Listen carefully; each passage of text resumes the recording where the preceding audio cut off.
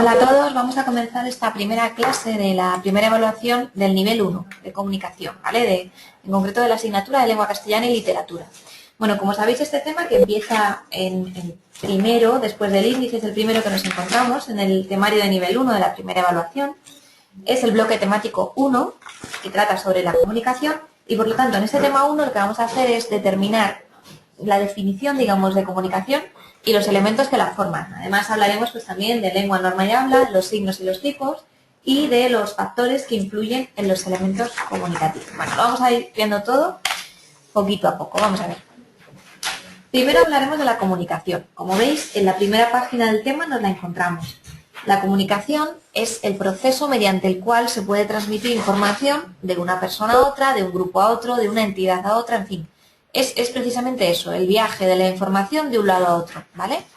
Los procesos de comunicación son esas interacciones, esas pequeñas situaciones que están mediadas por signos y que además obligan a que haya al menos dos agentes, o bien emisor y receptor, ¿vale? Si estamos hablando de una conversación, o bien cualquier otros dos agentes que sean los que, bueno, pues hagan fluir esa comunicación, hagan que el mensaje vaya de un lado a otro. Bueno, como veis aquí, os hacemos una pequeña introducción sobre la lengua oral, la lengua escrita, el código y demás. Entonces, bueno, esos son los elementos que si en el examen nos preguntamos qué es la comunicación, que es una pregunta que, bueno, perfectamente puede caer, nos tendréis que definir con vuestras palabras, bueno, pues qué es lo que acabamos de comentar.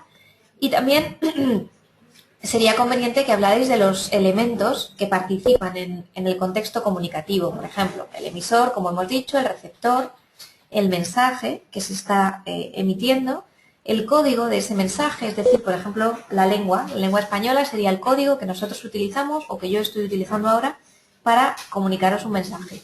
El canal, pues el canal será el medio por el cual viaja la información, viaja el mensaje, por ejemplo. Si estamos hablando en una conversación cara a cara, estaríamos, bueno, el canal sería el aire, ¿no? Porque el mensaje se traslada por el aire. En este caso, que estamos hablando a través de un medio digital, bueno, pues podemos decir que la informática podría ser el canal de nuestra comunicación, ¿vale? El contexto, bueno, pues el contexto son esas circunstancias, esos elementos que realmente están rodeando y arropando la comunicación. Por ejemplo, pues un aula, cuando estamos en una clase, o una cafetería, si estamos con un amigo o con una amiga comentando o teniendo una conversación, en fin. El contexto será la situación en la que estamos nosotros inmersos, ¿vale? Nosotros, el emisor, el receptor, el mensaje, etcétera, todos los elementos.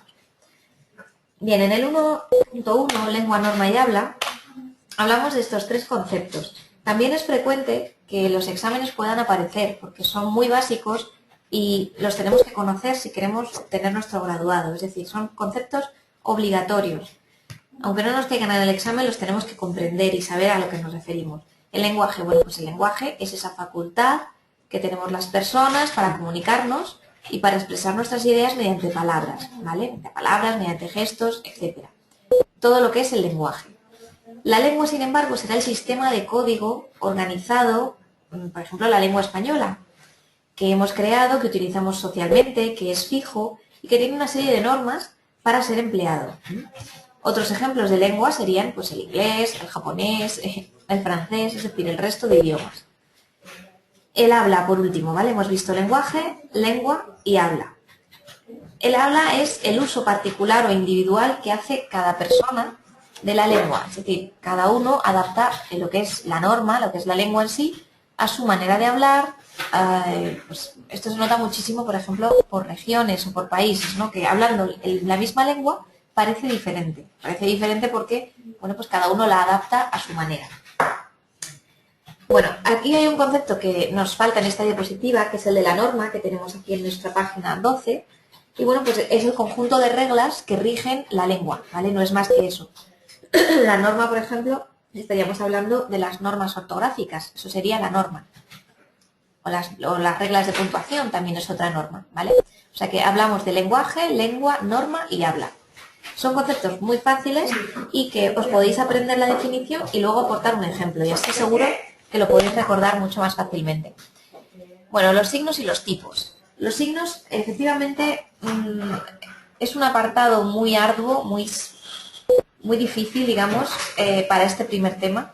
Y por supuesto que no os va a entrar en el examen tal cual, no os vamos a preguntar de qué tipo de signo estamos hablando en un ejemplo o qué tipo de signo es otro. Eso sería un análisis demasiado exhaustivo y en este primer tema lo que pretendemos no es que sepáis analizar cada signo, sino que sepáis lo que son, que existen simplemente, ¿vale? El signo, como os decimos aquí, es todo aquello que pueda transmitir una información, por ejemplo, un gesto, un sonido, ¿vale? Por ejemplo, un claxon. Cuando estamos en el coche conduciendo un claxon, identificamos como que algo pasa, ¿no? Como que alguien nos está diciendo o que paremos, o que le dejemos pasar, o que nos deja pasar, en fin. Una luz también significa, por ejemplo, las luces de los semáforos, si seguimos en el contexto del tráfico. Las luces de los semáforos nos indican si está rojo que debemos parar, ¿no? Si está verde que debemos continuar. ¿Qué más podemos? Un gesto, los gestos que hacemos normalmente con las manos, en los que decimos, intentamos decir que alguien pare, o que continúe, o que venga hacia nosotros, en fin, o que se marche. O sea, todo eso son signos, todo aquello que represente una realidad, que tenga un significado, ¿vale?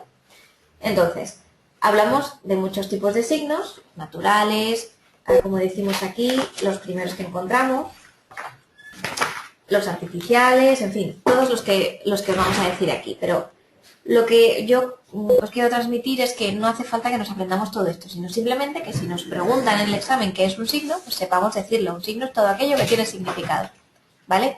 Puede ser, como decimos aquí, que yo creo que este cuadro o esta imagen es mucho más clara que vuestro temario, entonces por eso os la he traído aquí.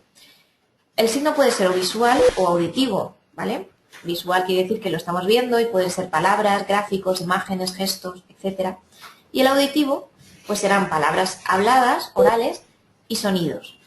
Bueno, el signo siempre se compone de significante y significado, es decir, el significante será aquello que percibimos, la luz roja, ¿vale? En el semáforo.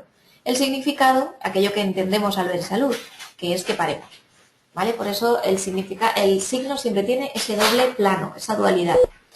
Es muy fácil, ya veréis, o sea, esto lo aprendemos con el ejemplo del semáforo y con ese ejemplo ya lo tenemos claro. Bueno, el mensaje será el conjunto de signos que emitimos a través de un canal y que recibe el receptor, ¿vale? De esta manera ya englobamos toda la significación de este tema, ¿vale? De los elementos y los signos. Bueno, pasamos al siguiente punto, los elementos de la comunicación, ¿vale? Los elementos de la comunicación, como hemos visto antes, son el emisor, el contexto, el canal, el código, el referente, el mensaje y el receptor. Aquí hemos introducido la figura del referente, que bueno, es simplemente a modo de que lo conozcáis, os suene, pero nada más. Como veis en el temario, os explicamos muy detalladamente cómo es cada uno de estos elementos y lo tenemos que estudiar, ¿vale? Será conveniente, porque si os preguntamos, por ejemplo, por los mensajes, pues aquí tenéis una información bastante detallada de cómo son los mensajes, ¿vale? O si en el examen os preguntamos que nos contéis la diferencia entre canal de comunicación y código, también tendréis que saberlo, ¿vale? Eso es fundamental. Bueno, de aquí pasamos al tema de la lengua oral. La lengua oral o comunicación oral, normalmente lo confundimos o lo utilizamos en ambas maneras. Entonces, lo que quiero es que veamos la diferencia. La comunicación oral es la forma más antigua que tenemos de comunicarnos. Ha resultado muy importante y crucial para la creación de lo que hoy conocemos como cultura. Entonces, cuando nos referimos a la lengua oral, realmente es esa forma natural de expresión que aprendemos desde pequeños y que utilizamos en nuestro día a día. La expresión oral es espontánea, reflexiva y siendo la conversación una de las formas más frecuentes de la comunicación, ¿vale? De la comunicación oral. O sea que si nos preguntan en el examen qué es la conversación, pues bueno, tendremos que responder con lo que hayamos estudiado en esta parte del tema, ¿vale?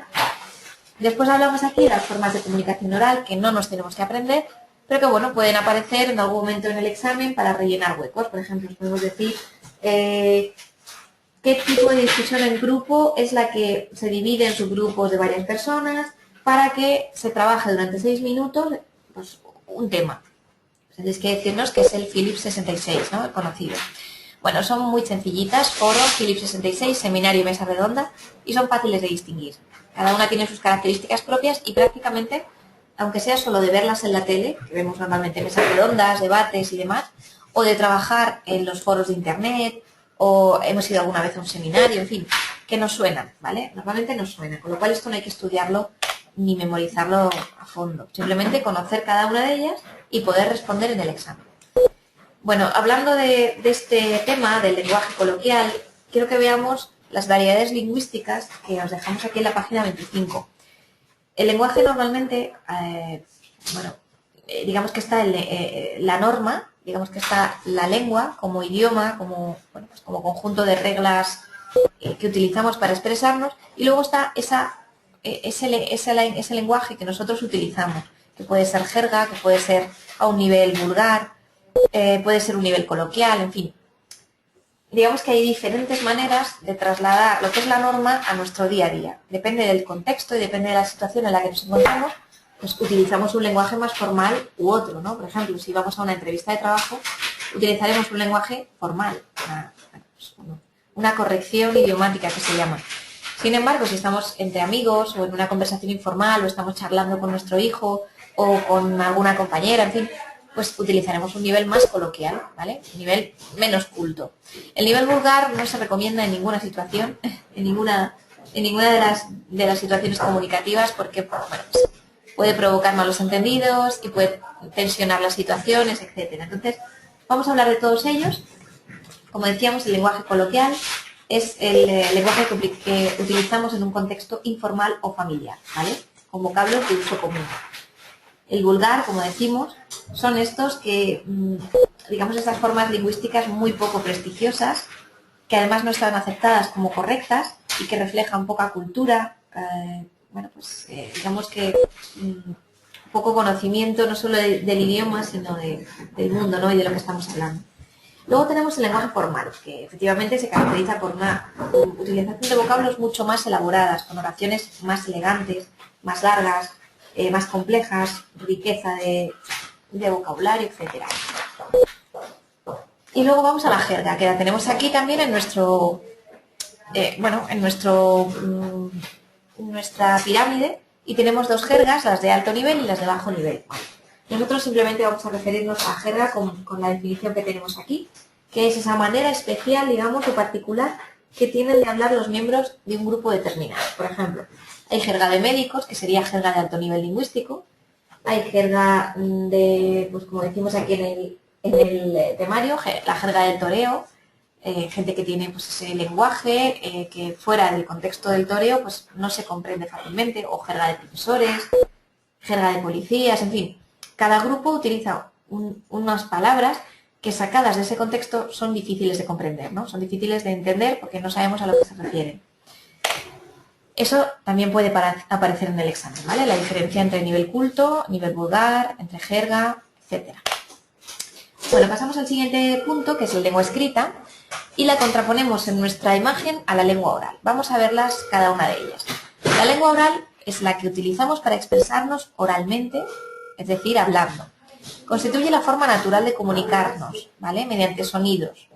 Es una comunicación espontánea y efímera, es decir, que no perdura en el tiempo.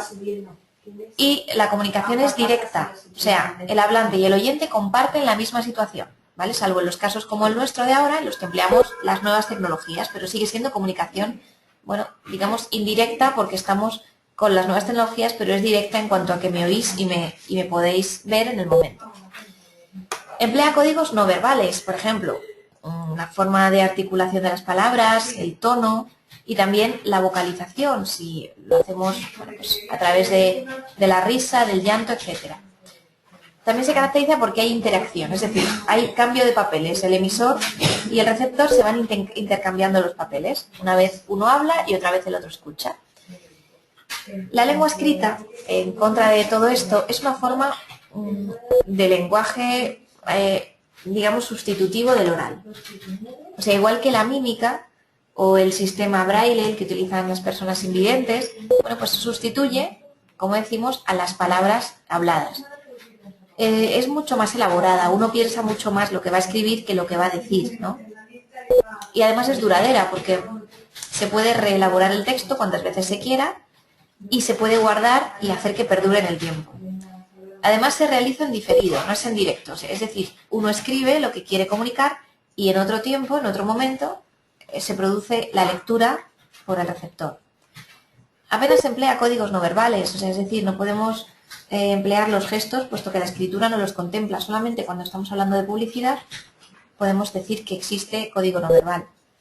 Y además no hay interacción, es decir, no hay un intercambio de papeles como antes, ¿no? Unas veces el receptor es emisor y las otras veces no. No, esto solo pasa en la lengua oral. En la lengua escrita, el que escribe o codifica el mensaje, pues será siempre el emisor y el receptor será siempre el que lo lea. No hay intercambio de papeles, ¿vale? Bueno, pues con esto prácticamente hemos terminado. Lo único que nos queda por ver es el lenguaje corporal, que lo tenemos en la página 31. Estaría muy bien que lo leyerais, no solo porque os va a resultar útil si os cae la pregunta del lenguaje corporal en el examen, sino porque también en vuestro día a día podéis llegar a controlar un poco más vuestro lenguaje corporal y así, bueno, pues sacarle más partido a una comunicación formal, por ejemplo, una entrevista de trabajo. El lenguaje corporal consiste en ese conjunto de mensajes que se emiten y que se acompañan con gestos, con la postura, con la expresión facial o con el movimiento del cuerpo. Hay varios factores que intervienen en la comunicación no verbal. Por ejemplo, unas son las de, las de los que hablábamos, esas características del mensaje, el tono del volumen con el que se habla, el silencio, la expresión de la voz, en fin. Y luego está, digamos, lo físico, la expresión facial, la mirada, la postura, el gesto que hacemos con las manos, incluso nuestra imagen personal, nuestra forma de vestir o nuestra forma de sentarnos, ¿vale? Todo eso también interviene. Entonces, simplemente pues vamos a leer el cuadro y con eso y la lectura de este apartado, pues yo creo que estaréis preparados para poder responder a cualquier pregunta que se os plantee en el examen sobre esto. El tono de la voz, por ejemplo, es un elemento que en la comunicación relaciona sentimientos y su expresión con las palabras, ¿vale? El ritmo con el que hablemos, si hablamos muy rápido, expresará la fluidez verbal que tenemos. El volumen, la intensidad con la que se habla también marca el tono de la conversación. Los silencios o las pausas que utilicemos también pues contribuyen a crear un clima u otro. Y el timbre es lo que permite distinguir una voz de otra.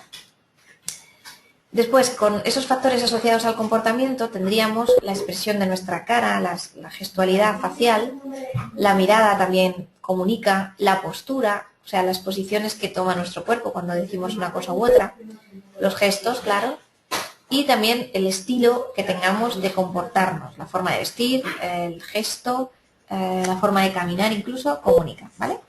Bueno, pues todo esto lo revisáis, lo miráis y por último vamos a ir a una nueva sección de nuestras clases que son las recomendaciones de lectura, porque por lo menos intentaremos en este curso leernos un libro a lo largo de todo el curso, ¿vale? Uno o dos, si son dos mejor. Y cuando hayamos leído ese libro lo que vamos a hacer es una redacción o un trabajo que me podéis entregar o bien a través del email o bien a través del correo postal para que, bueno, pues veamos el nivel de lectura o el nivel de profundidad con el que habéis leído ese libro.